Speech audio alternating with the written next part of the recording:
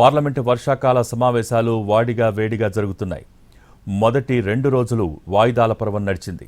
ప్రతిపక్షాల వాయిదా తీర్మానాలను తిరస్కరించడంతో సభ ప్రారంభం కాగానే గందరగోళం నెలకొంటోంది.